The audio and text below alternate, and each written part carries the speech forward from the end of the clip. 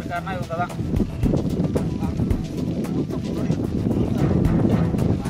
வாங்க இல்லைன்னா இதுலேயே போதும்னா நான்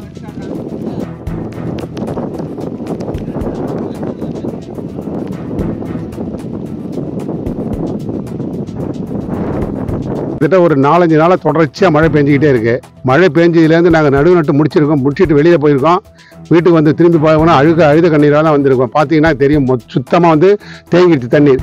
மேற்கேருந்து வர தண்ணியும் கடல் நீர் உட்புகுந்து அப்படியே தத்தளிச்சிட்டு நிற்குது. தண்ணி வடிகால முடியவே இல்லை. அதுக்கு காரணம் வடிகால் வசதி எங்களுக்கு செஞ்சு கொடுக்கல. இந்த செல்வநாட்டில் உள்ள வடிகாலை தூர்வாரி கொடுத்தாலே ஓரளவு தண்ணி வடிஞ்சிருக்கும். இது வரைக்கும் தண்ணி வடியல.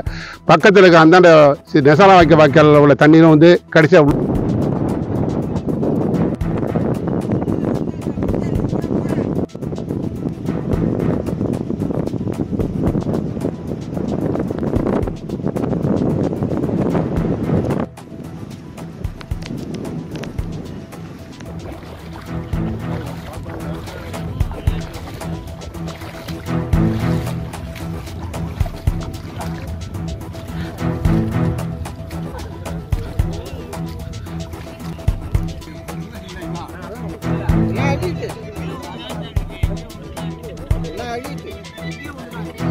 நாங்கள் தான் கடைமடை பகுதியில் கடைசியாக இருக்கும் சார்.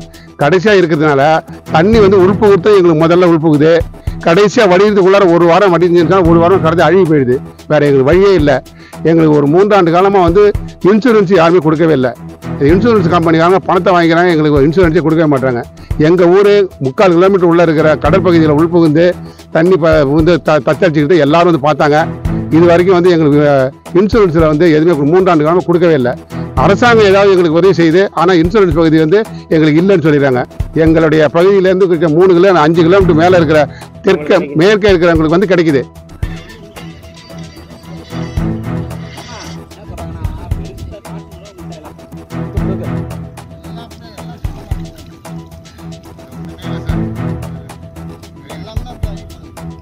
அப்படியே பாருங்க,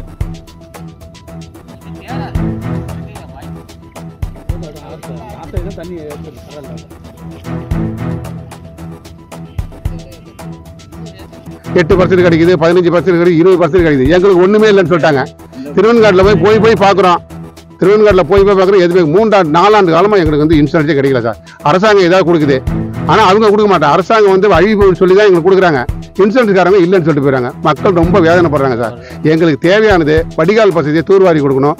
கட்டுக்கரை போட்டு கதவணைப்பு அதாவது தடுப்பணை கட்டி கொடுத்தாங்கன்னா ஓரளவு எங்களுக்கு பாதிப்பாகும். கிட்டத்தட்ட ஒரு ஏக்கருக்கு 30,000 செலவு பண்ணியிருக்கோம் சார். நீங்களே பார்க்குறீங்க.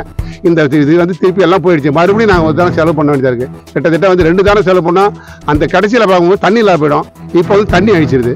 நாங்கள் என்ன சார் பண்ணுறது? எங்களுக்கு ஏதாவது அரசுக்கு சொல்லி ஏதாவது எங்களுக்கு நல்ல நிவாரணமோ நல்ல வழியை செஞ்சு கொடுக்கறதுக்கு நீங்கள் தான் செஞ்சு கொடுக்கணும். நன்றி.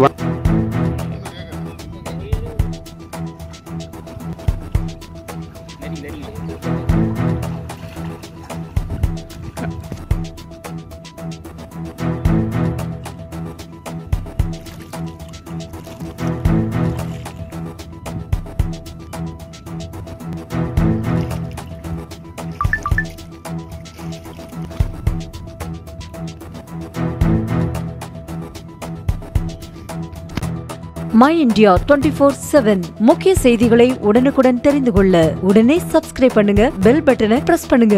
என்றும் உங்களுடன் My India.